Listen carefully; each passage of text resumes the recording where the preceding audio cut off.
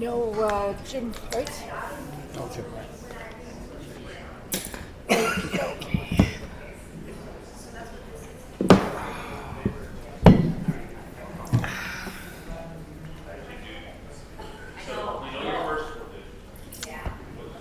Hi there. Hey, guys. I have a handout for you later. Handout. Oh, on Facebook today, Olmsted family, they must have been out of town. And Yeah. They wrote such a tribute. And they asked for their children when she was a teenager. And he was part of their comfort. It was just a wonderful man. That's right. So Dad won't be here tonight, that's correct? He'll be here on No. I don't believe No. so. Retired, he was. I do not believe so. I didn't know, according to Olmsted, he was assigned to that congregation to close it down. I didn't realize that time. How cool. Hard to These chairs suck.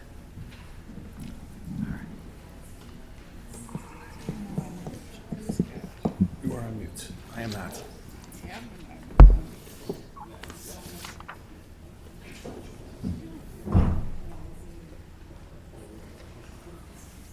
Call the meeting to order. Call the roll. Trustee Fenton? Here. Trustee Dodge? Trustee Guerra? Here. Trustee Ruzick? Here. Trustee Calandrella? Here. Trustee Carroll? Here. Mayor Pico? Here. Please rise for the pledge.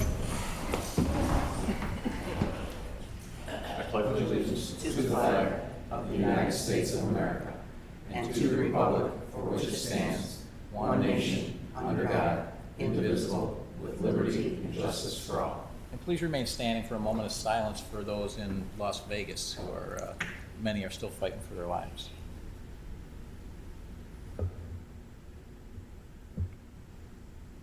Please take a seat.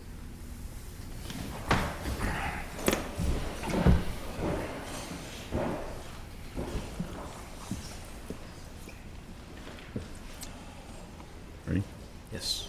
Approval of September 18, 2017 regular meeting minutes. Mr. Chairman, Trustee Fenton. move to approve the minutes of the Board of Trustees meeting of September 18, 2017. Second. Are there any additions, changes? Call the roll. Trustee Fenton? Aye. Trustee Guerra? Aye. Trustee Ruzick? Aye. Trustee Calandrella? Aye. Trustee Carroll? Aye. Mayor Pico? Aye. Orland Park Veterans Commission raffle license. Mr. Chairman, Trustee Guerra. I move to approve issuing a raffle license for 1 year beginning September 18, 2017, expiring September 18, 2018, to the Orland Park Veterans Commission to sell raffle tickets daily at Mackey's Pub. Second. Are there any questions or comments? Call the roll. Trustee Guerra? Aye. Trustee Carroll? Aye. Trustee Fenton? Aye. Trustee Ruzick? Aye. Trustee Calandrella? Aye. Mayor Pico? Aye. Museum Development Advisory Board. Mr. Mayor, Trustee Calandrella. I move to advise and consent to the appointment of President Pico of Dennis Gepetti to the Museum Board and Museum Development Advisory Board. Second. Are there any questions or comments? Call the roll. Trustee Calandrella? Aye. Trustee Ruzick? Aye. Trustee Fenton? Aye. Trustee Guerra? Aye. Trustee Carroll? Aye. Mayor Pico? Aye. And Mr. Schippetti is not here tonight, so I will swear him in at a different, later date. Zoning Appeal Hearings Officer. Mr. Chairman, Trustee Fenton. move to consent the appointment by President Peacock of Judy Jacobs to the Zoning Board of Appeals. Second. Are there any questions or comments? Call the roll. Trustee Fenton? Aye. Trustee Guerra? Aye. Trustee Ruzick? Aye. Trustee Calandrella? Aye. Trustee Carroll? Aye. Mayor Pico? Aye. And Ms. Jacobs, I'll go ahead and swear you in.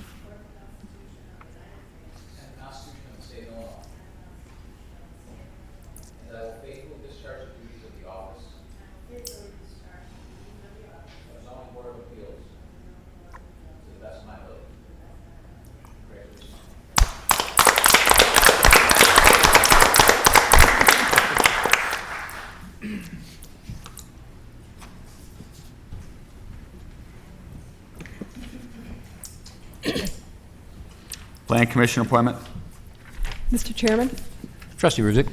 I move to advice and consent to the appointment by President Peacock of Ed Schussler to the Plan Commission. Second. Are there any questions or comments? Call the roll. Trustee Ruzick. Aye. Trustee Condrello. Aye. Trustee Fenton. Aye. Trustee Guerra. Aye. Trustee Carroll. Aye. Mayor Pico. Aye. Mr. Schuster's not here tonight, so I will also swear him in at a later date. Consent agenda.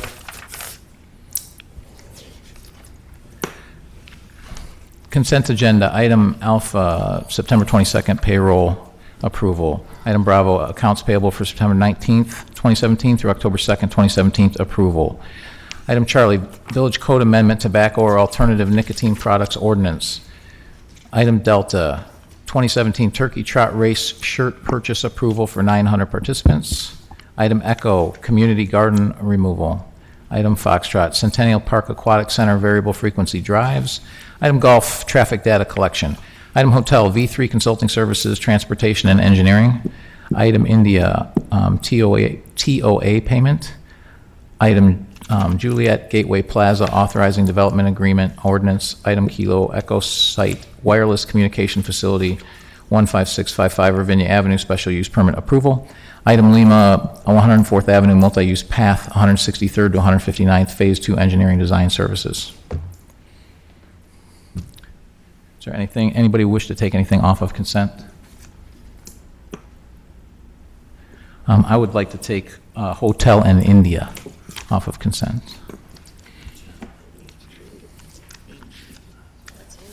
Is that H and I? H and I.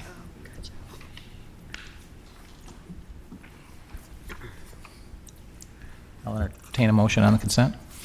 Mr. Chairman, Trustee Carroll. I move to approve consent agenda items A through G and J through L. Call the roll. Trustee Carroll. Aye. Trustee Fenton. Aye. Trustee Guerra. Aye. Trustee Ruzick. Aye. Trustee Condrello. Aye. Mayor Pico. Aye. V3 Consulting Services, Transportation and Engineering. Mr. Chairman, Trustee Fenton. move to approve a professional service contract with V3 Consulting in the amount of $19,040 as outlined. Second. Are there any questions or comments? So I have a question, because this is for the consulting services for an individual who's actually leaving us. He's left. Right, he's gone. We didn't have someone that could fill in and replace that position because we're now paying pretty significantly to have him work on these projects. Yeah, you can. Sure. The reason why we kept Kurt on through the V3 contract is because he's critical in wrapping up some of these larger projects, particularly LaGrange Road. And it's only through the end of this year. It's actually going to be, he comes in the office pretty much one day a week. He's also on call if we have additional questions as well. So we are backfilling his position, and we're doing the recruitment for that position right now. Because he is so integrally involved in all these road construction projects, we thought this would be the best use of the money. Okay. Any other questions? Okay, call the roll. Trustee Fenton. Aye. Trustee Guerra. Aye. Trustee Ruzick. Aye. Trustee Condrello. Aye. Trustee Carroll. Aye. Mayor Pico. Aye. TOA payment. Mr. Chairman, Trustee Fenton. move to approve the invoice in the amount of $31,295 for architectural services completed by TOA for the downtown project. Second. Are there any questions or comments? So the question I have here is, it looks like these are for design fees for the cinema that Bradford has an LOI for. Is that correct? That's correct. Okay. So my question is, why are we doing the design work as opposed to the developer, which would be more customary? And I'll let Carrie fill in any of the gaps here, but it's the design that the board wished to have, so we were the ones who designed the building so that it had the certain style for that downtown area. Okay. I guess my only comment would be, I mean, obviously we've incurred these costs, so we should pay it. But my only comment would be we should be loath to do that going forward. We should have the people that are looking to design do that work and bear that cost. And we absolutely can, but in order to make sure that we've got the building that the board wants in the downtown area, that's why we've included this in the contract with them. But if the board so desires, we can have Bradford move forward with designing their own building. Yeah, and if you look at the invoices that are listed here, these date back to 2015. This is money that they're under contract with the village as our design and architect. But this is pretty much getting us paid up to date on all the outstanding invoices. But I have already had the conversation with them that moving forward as we're going through design, the additional design of this particular project, that those costs would then yes shift over to Bradford. Okay, thank you. Any other questions or comments? Okay, call the roll. Trustee Fenton. Aye. Trustee Calandrello. Aye. Trustee Guerra. Aye. Trustee Ruzick. Aye. Trustee Carroll. Aye. Mayor Pico. Aye.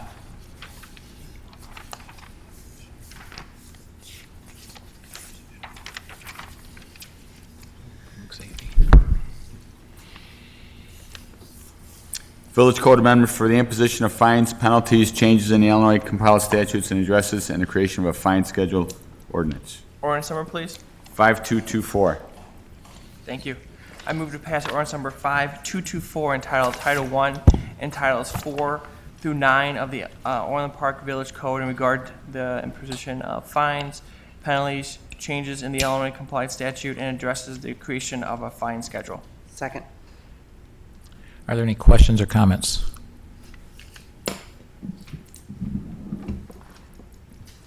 Chief, the only question I have, we've talked about this, is that the rationale behind this? Well, first of all, this was about a one-year project to clean up the village code, starting with addresses, Illinois compiled statute sites that were out of date. Second, the last time fines have been raised was in 2010. Since that time, our cost of doing business just to issue citations, manage the citations, they have hearings and so forth, has gone up over that period of time. The proposed increase is $60 to $75, a $15 raise. For criminal or for handicap, it would go to $350, which is the state statute. We were at $250, so that's a cleanup to get it to $350. And for criminal cases, $250. We are allowed under Illinois state statute to charge some crimes by village ordinance. And we do that. People that don't have a criminal record, have a retail theft, battery, assault, a simple theft, we can charge them under village ordinance. It prevents them from getting fingerprinted and having a full-time criminal record, and we drugs as well, and we think it's a better way to go for first-time offenders. Also, it allows people, at the moment, all ordinance violations are a must appear. This in Appendix B, which we created for this, allows a number of them to be prepaid. So if they have a minor ordinance violation, they can just pay the $75 fine, avoid coming to a hearing at all. So it's been a lot of work by all the departments, and all building code violations would be $250, so everything is very uniform. We looked at fines from across the state, around the county, and they're everywhere. There's no one consistent fine for anything with any two villages. I think we're in the middle, roughly at $75 because we find some on the same violation 100, and we do find some that are less. So, but the fact of the matter is we haven't raised anything in 7 years, and that was probably the biggest driving force for it. Okay, thank you very much. Are there any other questions or comments?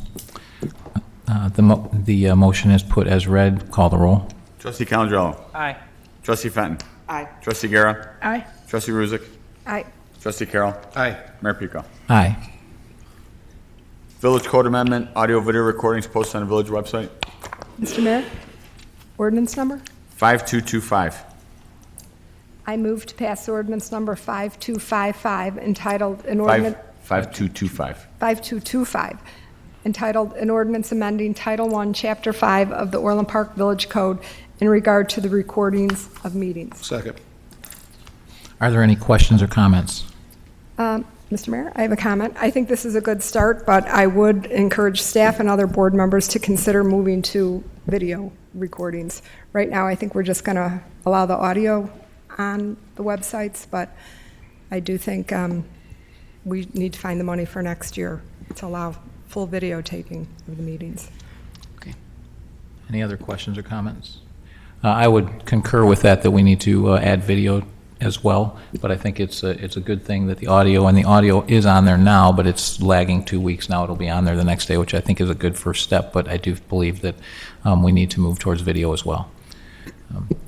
Any other questions or comments? Okay, the motion is put as read. Call the roll. Trustee Ruzick. Aye. Trustee Carroll. Aye. Trustee Fenton. Aye. Trustee Garrett. Aye. Trustee Calandrello. Aye. Mayor Pico. Aye. Amendment Title 7, Chapter 4, number of Class D liquor license.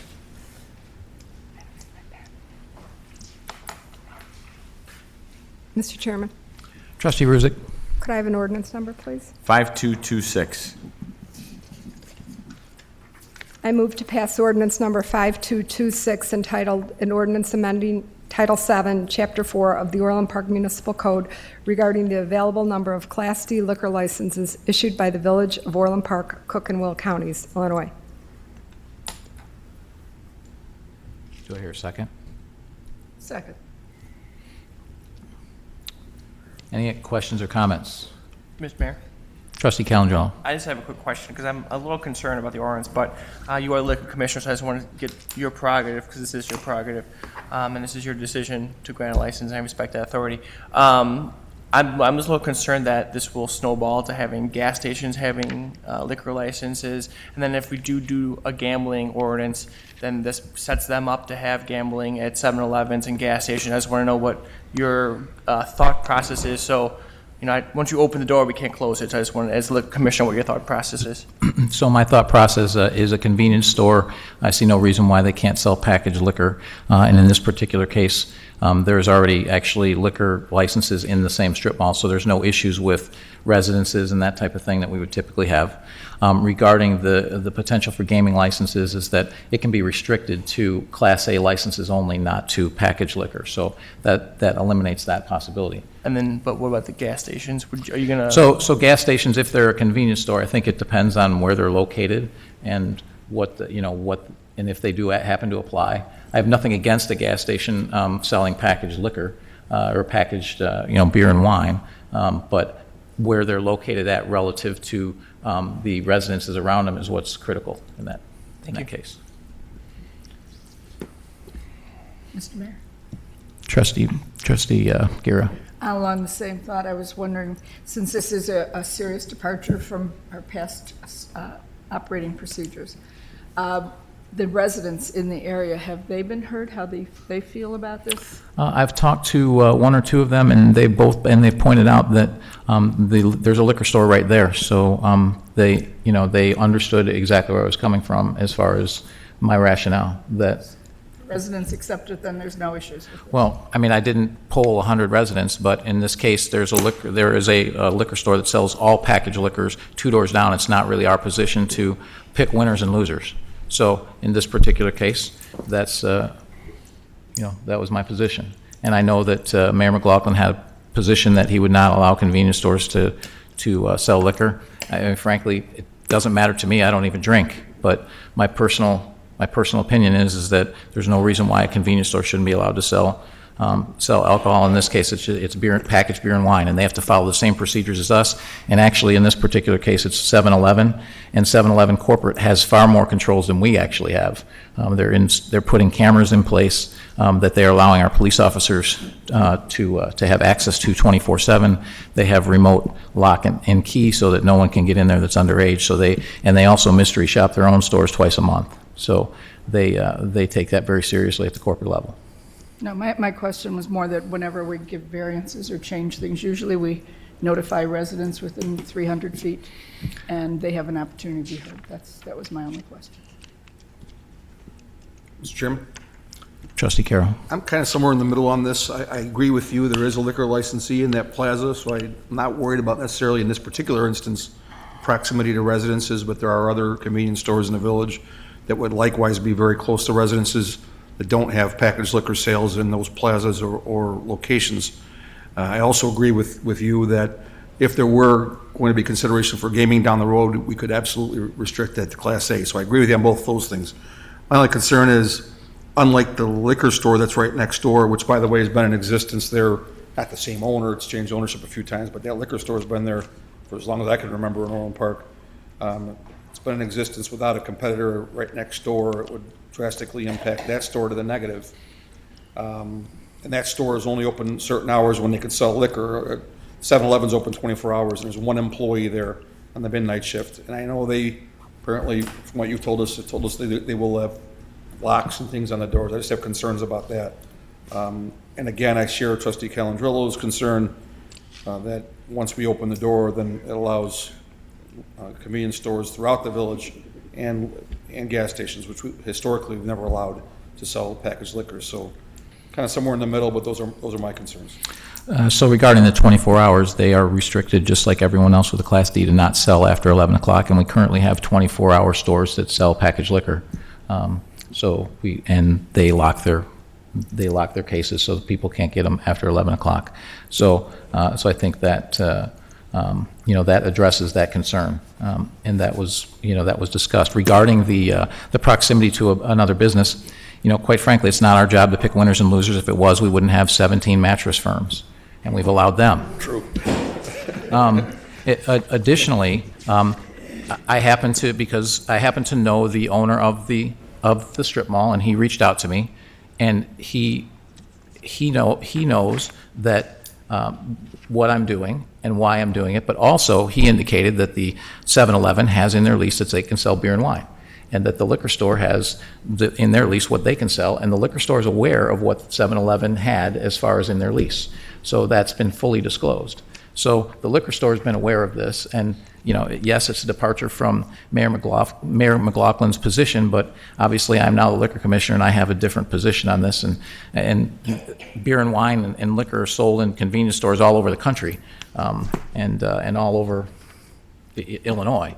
So I really don't have an issue with that being sold in a location where there's already, and if the other location, the other 7-Eleven location that has applied also has a liquor license, 5 doors down in Coach's Corner. So Not packaged, though. Not packaged, no, Right. but still has a liquor license. So I really don't see an issue with either one of these. Mr. Mayor, Trustee Calandrello. I'm going to give you my support on this. I'm going to trust you that you're going to do the right thing and make sure we don't let this town roll into, packaged liquors all over the place. So I'm going to support you on that, okay? So I'm going to say, and I'm just going to put my faith and trust that you're going to be able to limit and make sure this community doesn't roll into all that. Thank you. Mr. Chairman? Trustee Fenton. To go along with Trustee Calandrello just said, so in other words, if another convenience store came in, would you deny them or let them have it?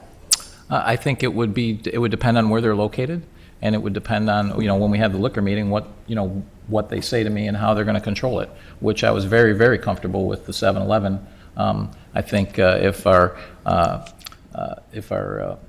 police investigator was here, he would tell you that it's probably the best thing he's heard anyone say as far as what they're doing as far as controlling their liquor, because their corporate is very, very, very sensitive to the issue. And did you ask them why they wanted to sell packaged liquor when a couple doors down they already do? They've wanted to for some time, and Mayor McLaughlin wouldn't. Well, I'm not worried about what But Dan they've did or wanted to didn't do. I'm for just some time, asking. and I think I'm sure they think it's going to help their business. I'm sure that's why they want to do it. So they didn't state why? No, that was my question. My question was, Yeah, did they mention? I didn't ask them specifically why they wanted to sell it. I mean, most people want to sell it because they want to help their business. It's a kind of an obvious answer, so I don't really ask that question. Well, I was just wondering, because there is a liquor store just down the street, so it just goes with the mattress And theory. it's competition, and it's something that they have to deal with, as well as obviously the liquor store has to deal with. Mr. Chairman? My main concern is just that it's going to snowball and every convenience store is going to be in your office. And it's possible that every convenience store will be in my office, but we'll make those judgments based on each individual applicant and what's surrounding them, and not every convenience store probably is going to want it either. So it just depends on the convenience store.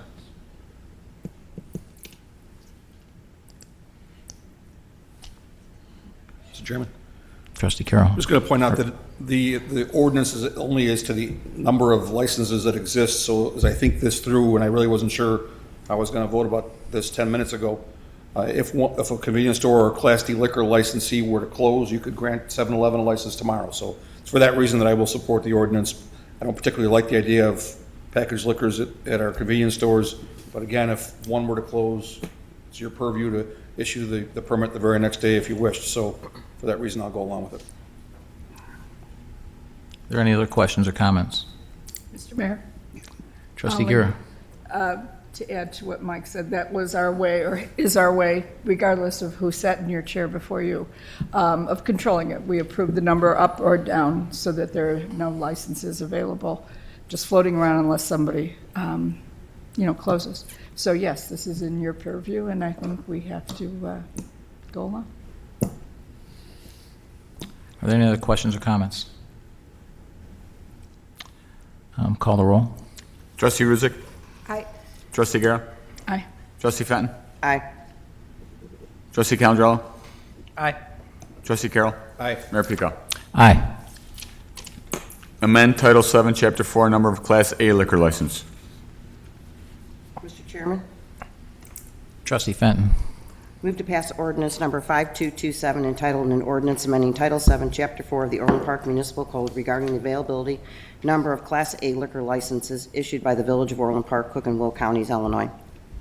Second. Are there any questions or comments?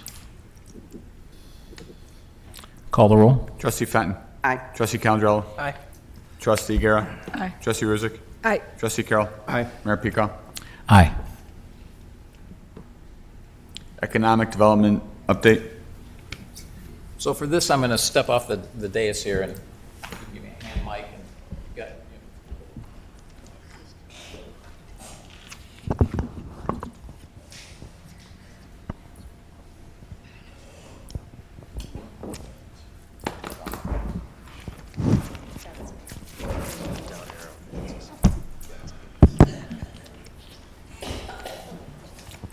So I wanted to take this opportunity to give everyone an update on the Amazon. You've probably heard that we're bidding it, and most of the board members have not even seen it. They may have seen this, but they've not heard the narrative.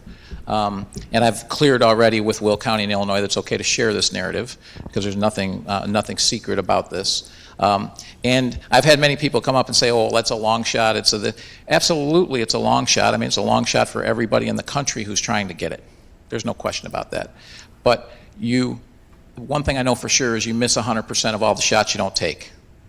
So there's also a lot of benefit to doing this, which you'll see as we go through this. We've already, Will County and the state of Illinois both have very improved understanding of what we have down at the I-80 corridor. And so that alone made this effort worthwhile, even if nothing else happens. Additionally, we were able to engage our Economic Development Advisory Board for the first time. They've been around for, what, a couple of weeks, Jack? So for the first time, we were able to engage them, and they actually provided some input. And I'll point out specifically one slide that was fantastic that came from our Economic Development Advisory Board that we would have never thought of. Okay, where do I point it to? Yeah, where to?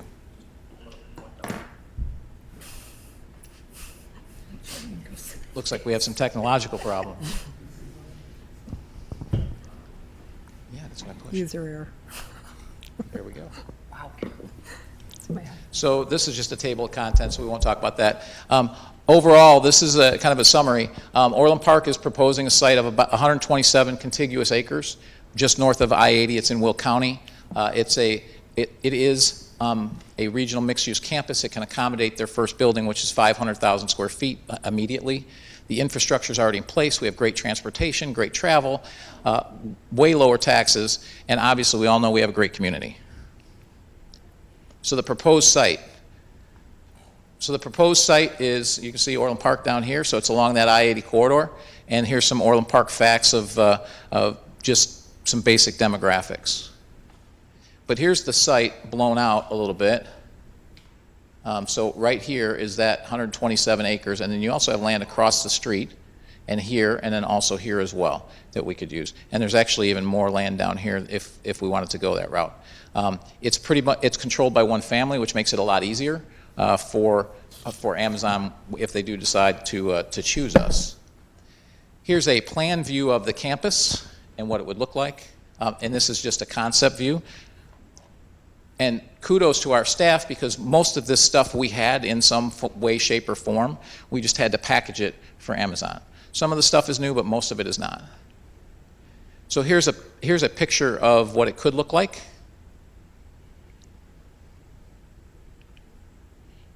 And here's the master plan that we had created for the I-80 corridor that Development Services had created, that we were able to use and fold in so that we could show Amazon what that potentially could look like. Here's a little bit more of a blowout of the I-80 with all the different parcels and the acreage of those parcels. At the end of the day, we have 195 total acres for development. Amazon's indicating they want 100. So we have the ability to meet their needs. One of the critical things that they continued to mention was transportation and having mass transit and airports.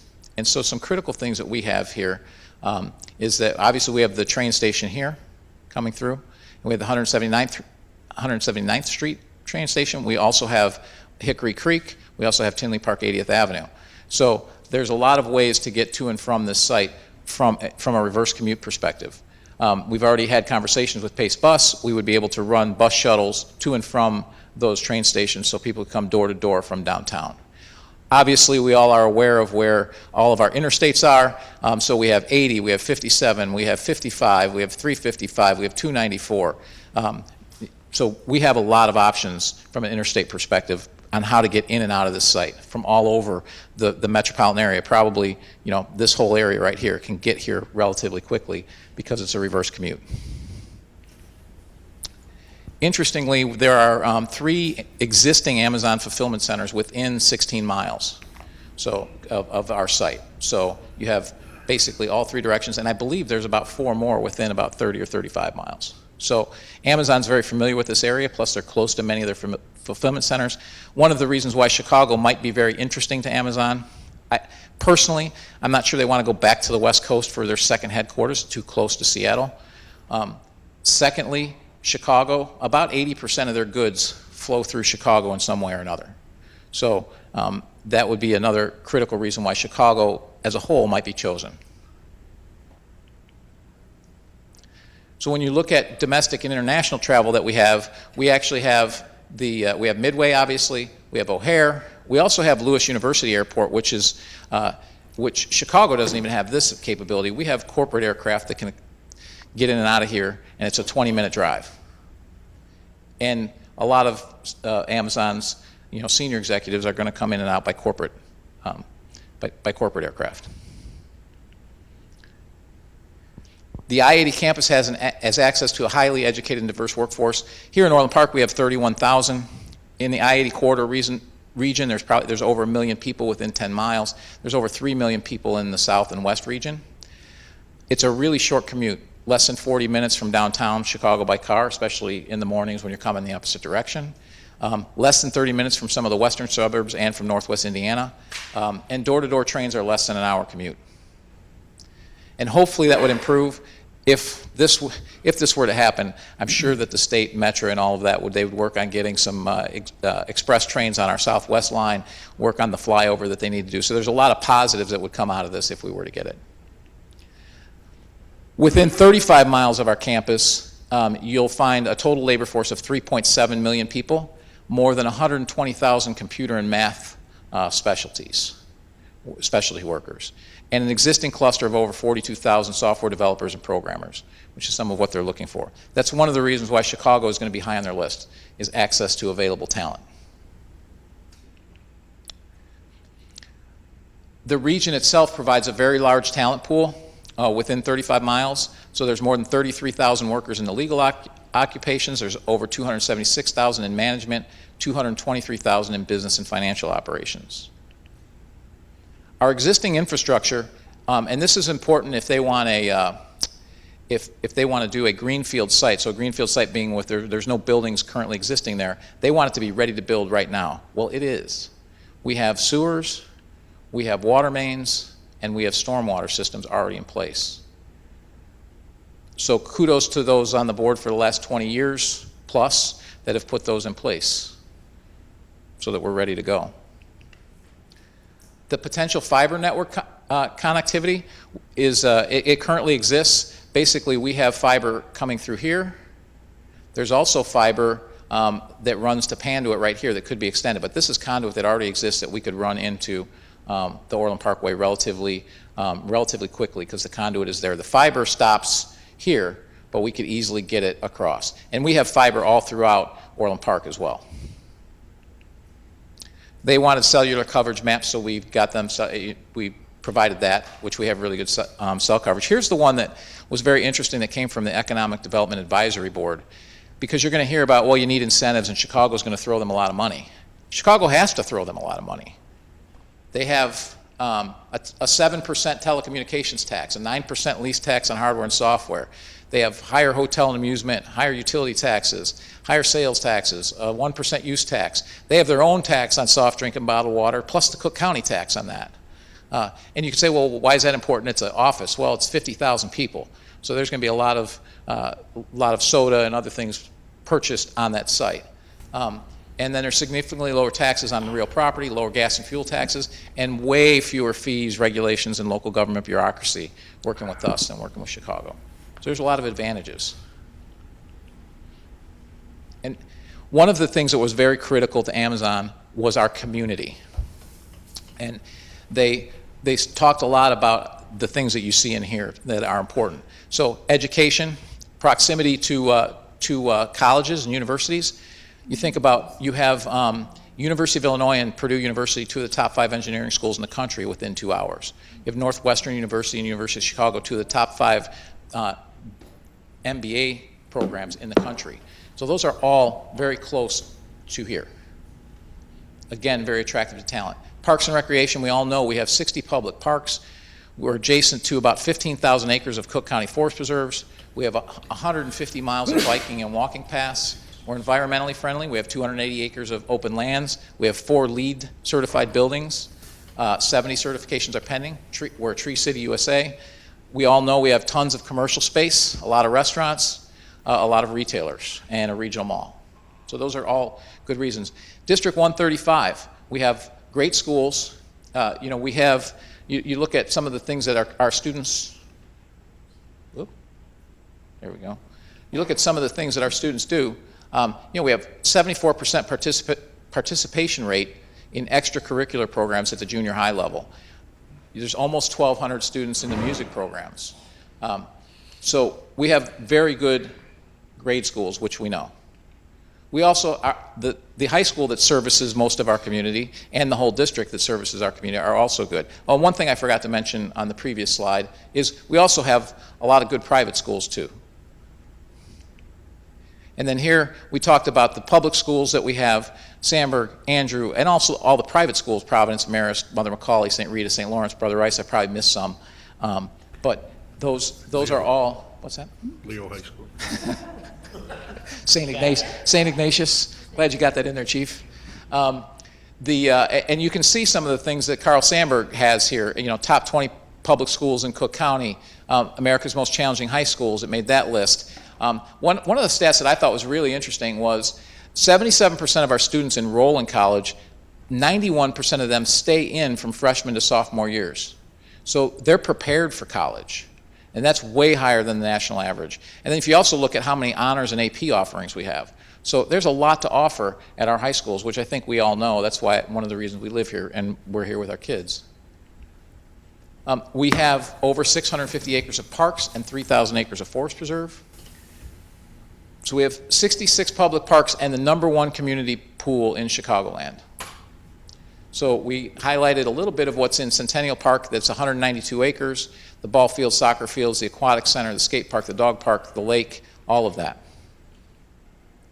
We have outstanding programs and amenities for youth recreation, baseball fields, playgrounds, basketball courts, boating, fishing, soccer fields. We have all of that. We also have amenities for adults. We have 2 fitness centers.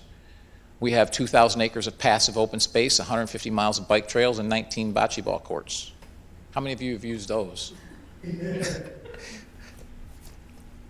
And one thing that we have that we added to this presentation which we didn't have as much information on, and I was able to get, so this is something else that was important. We were able to work with District 135 to get us that information, District 230 to get us that information, and the Forest Preserves to provide a lot of this information. So the Forest Preserves, Cook County obviously is one of the oldest and largest forest preserve systems in the United States. We have McGinnis Slough, Tinley Ravines, Tampier Lake, and if they're not in Orland, they're touching it. And then the Orland Grassland, which is a 1,120-acre complex, over 5 miles of biking paths, and what's it right next to? It's right next to the site. So they could actually bike, walk, do all those things. So that was very important to them, was the amount of open lands that they had. We've made significant commitment to developing our open lands. That was important to them as well. All of this open space, the walking and biking trails, the Open Lands Corporation that we have, you see Boley Farm that's there as well. Then the other thing, and the library provided a lot of this information. We do have an award-winning library with over 93,000 square feet of space. That was also important to them. You can see we've several construction awards, and then also we were one of the few libraries in the country that were able to get that NASA grant to get the NASA exhibit into the library earlier this year. We have 4 LEED certified buildings with 70 additional certifications pending. And Chief, here's one for you. We're the first LEED Gold certified police station in Illinois, which is fantastic. Also, right across the street from their site is a LEED Gold certified building, which is, again, very important to Amazon. So we have pretty robust infrastructure, and we do have a lot of improvements that are in our short-term plan. They're not something that we're just thinking about 20 years from now. Obviously, we have a pretty large residential market. We have 4,217 potential residential units in close proximity to the site. So we don't have unlimited capacity. We have a lot of capacity. And then when you think about the neighboring communities, Frankfort, Mokina, Tinley Park, Palos Park, Homer Glen, we have a large capacity that can easily handle something like Amazon. We have over 12 million square feet of retail, including 300 restaurants, a theater, 4 hotels, 4 golf courses. The other thing is, you don't miss out on the opportunities to have Chicago if you're here. Because the majority of their workers are still going to be, if it's 50,000 employees, I'm betting 80% of them at least are suburbanites. So yes, they do want to attract millennials, but they also want to attract people that have families. And easy access for people to reverse commute, but also we know the museums, the zoos, the Broadway theaters, the concert venues, aside from New York, what other city can offer all of this that we have? Maybe Boston. So that's a lot that we have to offer. I timed it the other day. I was downtown coming home at night. It was 35 minutes to get to that site from downtown. So support for the project. This was also real important. A lot of neighbors got involved in this and organizations. So the property owner, the Village of Mokina wrote a letter of support. The Village of Palos Park wrote a letter of support. Village of Orland Hills, Village of Homewood, Panduit, which is a big technical company that's in both Orland Park and Tinley Park. American Technical Publishers, you saw their building there, the LEED certified building. The Southland Chamber, the Southwest Conference of Mayors, South Suburban Mayors and Managers, and then all of these different elected officials also got involved. So at the end of the day, regardless of the outcome, this was an effort that was well worth it because Will County dropped their other sites to focus on ours because our site was that good. They had no idea, they've said it on more than one occasion, that they had no idea that our site was this prepared and this ready for something like this. Illinois is in the same boat. They asked us for more information. That reflects a lot of the additional information that they asked for. So whatever their first cutoff was, we got past that because they're asking us for more. Whether or not we get submitted by Illinois, I don't know. But if it is a suburban site that's greenfield, I don't think there's a better site in the Chicagoland area than ours. We don't know if they want suburban or city center. They're pretty much leaving it open. We don't know if they want a greenfield site or they want an existing site. If they want a suburban existing site, they're not picking us.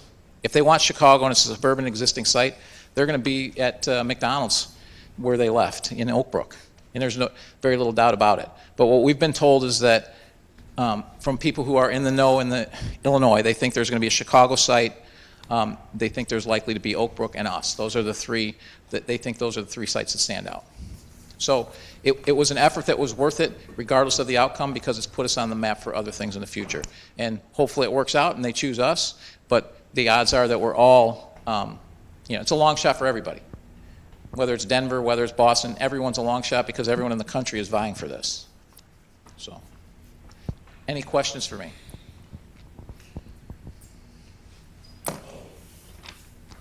No questions? Okay. Well, thank you very much.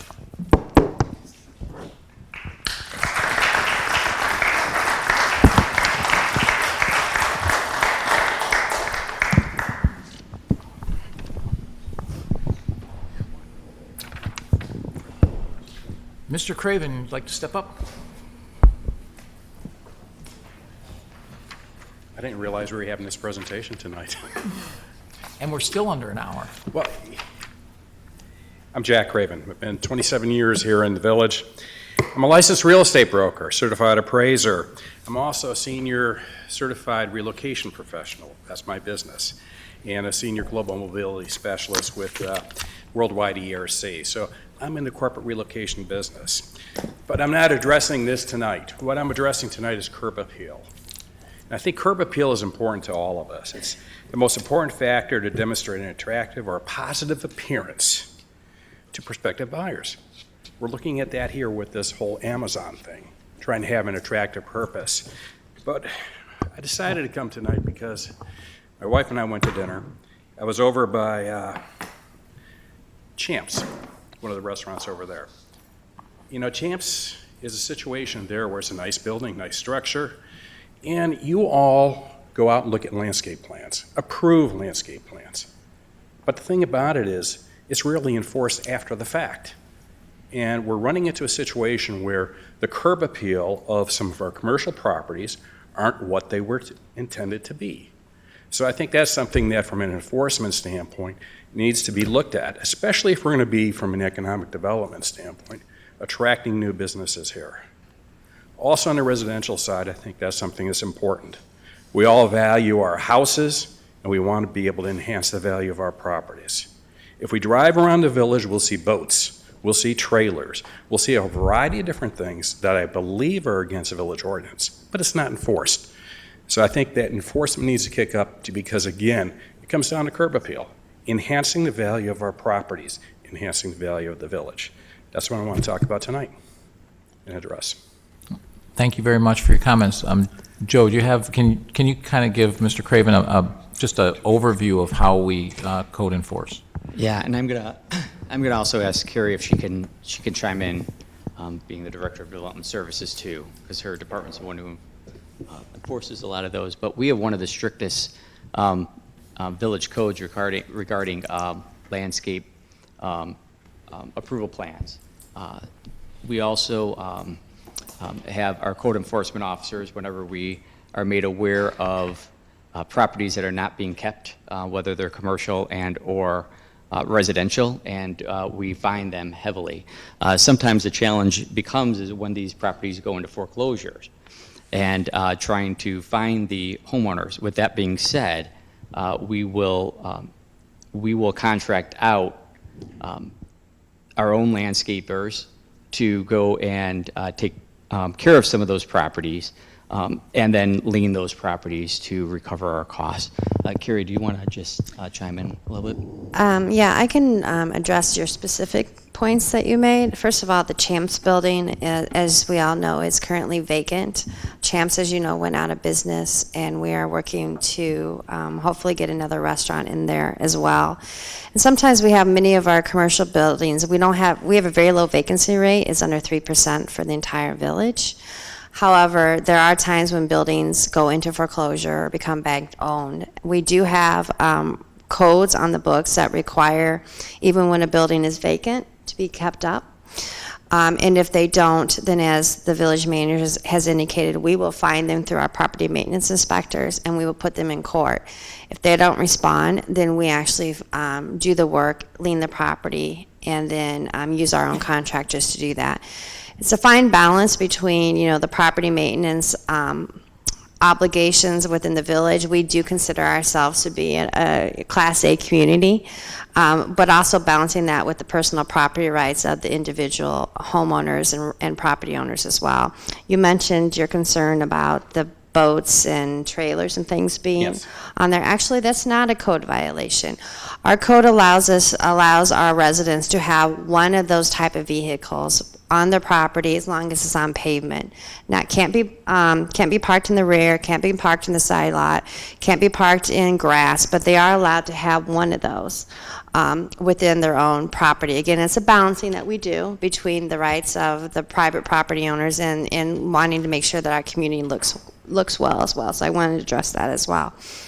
And again, we have one full-time property maintenance inspector for the entire village, and we have 2 part-time property maintenance inspectors. We all know Ms. Cheryl Jordan, who's my full-time property maintenance inspector, and she works very, very hard. Probably one of the hardest working employees we have to address the concerns, not just reactively, but proactively as well within the community. We're a large community, we're a growing community. We recognize that we don't always get it right, but we certainly try very hard to make sure that it's an attractive community to live in. We're not a new community. I mean, I moved here 27 years So ago. we're a growing community. We're nearly tapped out, but I will comment on a few of things here. Don't argue with me, please. There's a situation there are properties out here. We do have some of the toughest codes when you're planning these particular properties, but you can drive around, you can see weeds on properties, et cetera, on the commercial things. You should be able to control that a little bit better. Going after the bank-owned properties, the bank owns the property. You can go after it from that particular standpoint, and again, assess liens on it to be able to recover and recapture that particular money. When it comes to people putting boats or trailers or RVs on their driveways, they have to be licensed, if I remember correctly. That is true. Okay, they're not. There was the chief's right-hand man who lived at the beginning of my subdivision. He had a beautiful bass boat. And when he would wash it, he'd put it on the driveway. He'd put it in the garage diagonally at night, so the neighbors didn't have to see it. Again, it comes down to curb appeal. It comes down to enhancing the value of our properties. That's all I wanted to comment tonight. Thank you for your comments. Mr. Chairman. Trustee Carroll. I would just comment, kind of to follow what Assistant Village Manager and Director Freiling said. I know one of our neighbors to the east, Tinley Park, they hire landscape architects on an annual basis to go back out and review the approved landscaping plans to make sure no businesses have made substantial changes to those approved landscaping plans, but that's a very expensive process. And I think what Director Freiling said too, in order to go that route, we'd probably have to add a lot more employees, but something we certainly can discuss as a policy issue during the budget process. But it would be very costly to do that. I know Tinley does do it. They hire 2 or 3 landscape architects annually to come in during about a 3-month period each year to review all of the businesses to see if they're still in compliance with their originally approved landscape plan. I would also add that we do annual business licenses with every licensed business within the Village of Orland Park. So our inspectors are going out, doing property maintenance inspectors for everything that's licensed as well. So if we recognize village code violations, we do call them out for the annual business license inspections as well. And just to reiterate, we do, as I stated earlier, we do lien the properties. We do go to the banks. We are very aggressive. And when something is brought to our attention, we immediately respond to that. Trustee Guerra. I'd like to add too, back at the worst time in the recession, when there were so many properties everywhere, not just in Orland Park, that were in foreclosure, Cheryl Jordan and her peers were out there, and not only did they find the system in other communities, called her to see how they did it, to find the owners on these properties. It's sometimes, I know one down the street from me, they walked out and turned off the electric, and so when the rain came, this house flooded.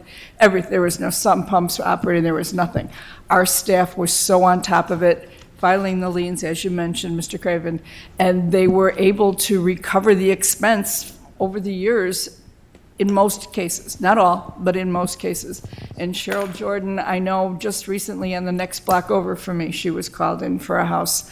Randy Bartel would speak very highly of what Cheryl did. They do an excellent job. Champs is a challenge. We're all on that one. We're all aware of it. But overall, our staff does a fabulous job. Just one more point, that on private property, if it is in that between of the foreclosure, we can't trespass on that property. So sometimes our hands are tied, but we do, as you've all noted, Cheryl Jordan is probably one of the most aggressive individuals when it comes to the code enforcement of the village. And we just, since we have some of our residents here tonight, if you see something that is a concern to you, call us. We take all complaints. We will respond within appropriate time as well, and we will get back to the resident again. We encourage our residents to be our eyes and ears for the community because, again, we have to balance the resources. The board has to balance the resources that are available, but we do respond to complaints or concerns on a daily basis. Any other questions or comments? So I would echo that, please let us know, let me know if you see something in particular, because I can honestly say with 22 square miles, I certainly am not in every neighborhood. So if you see something, let us know. And same thing, Cheryl Jordan, she's out all the time, but and I can tell you she works phenomenally hard, and she's been doing it for a long time, which is a really tough job, because not only are you enforcing the code, but you're dealing with a lot of angry people, both people who are complaining about the issue and then the people who you're trying to get to solve the issue. And she does a phenomenal job. But she is but one person, so covering the whole village is difficult. I always say no one's ever happy to see Cheryl. Anybody else to speak? Okay. So board comments, Trustee Fenton? Trustee Calendro? Just two quick things. First of all, we finally have the date for a workshop for reviewing our advisory committees and our other citizens committees, which I'm really excited about. It's going to be October the 21st. I think there's a press release either coming out tomorrow morning or today, and I think we can get you copies for it. So we're really looking forward to having an open discussion. There's going to be some breakout sessions, and we're inviting not only the current committee members, but also the public at large. And I want to thank staff for their support to get it planned. And then also, it's going to be a lot of staff on board on that day. So it's a Saturday, so I appreciate them taking the time out of their weekends and family to be there. So October 21st, 9 o'clock, it's going to be at the Civic Center in the small room, I forget what it's called, the second room. So we'll be looking forward to that. And then second of all, I just want to give staff a kudos for the successful event this weekend at the Great Pumpkin Party, I think it's called. It just shows you another family event that the village does to retain, keep families in Orland Park, and something that that we need to continue, especially when budget season comes around. We're going to think about how we retain families, how we keep families, how we attract families, and those events like that do that. So I just want to thank them for that, thank staff for that, and I hope we remember those great events come budget time. Thank you. Trustee Ruzick. Nothing other than just to say it's a sad day in our history, and my thoughts and prayers go to the people of Las Vegas. Trustee Carroll. I'd like to give Nancy Flores and her staff, as well as the rest of the village staff, thank you for a great pumpkin fest. The pumpkin party was out there. They had a couple of different things this year. It went over real well. I spoke to a lot of the residents that were there, some of whom were there for their third time in a row, and they really seemed to enjoy it. That was a well-run event. I'd also like to thank Ed Lilo and Development Services Department for the excellent PowerPoint that the mayor put out to us tonight. They did it on short notice, is my understanding, and it was a great product. Trustee Guerra. Yeah, I'd also like to echo Mike's comments. I want to thank the mayor and our staff for a wonderful presentation. If our name comes up in the conversation about Amazon, it's all good. Whether or not we get it, anybody's guess. But it's a good thing to hear Orland Park mentioned. Also, kudos to our Parks and Recreation staff and all village staff.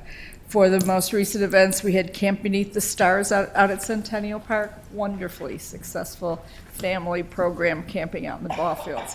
And then the Great Pumpkin Party, I was out there too. Our staff, the park staff, it was suggested that maybe a gun, like they used to shoot a T-shirt, would be a fun thing to do out over the lake. So if you missed it, our staff created these air guns with compressors so that they could shoot apples they set up targets out there, and it was incredible. And they used it as a small revenue generator, 3 apples for $1. And that'll help cover the cost of the design. It was just so clever on their part. And then they used it out in the ice arena too, and they shot candy. And the little ones could go scramble onto the ice skating rink that, of course, is not ice right now.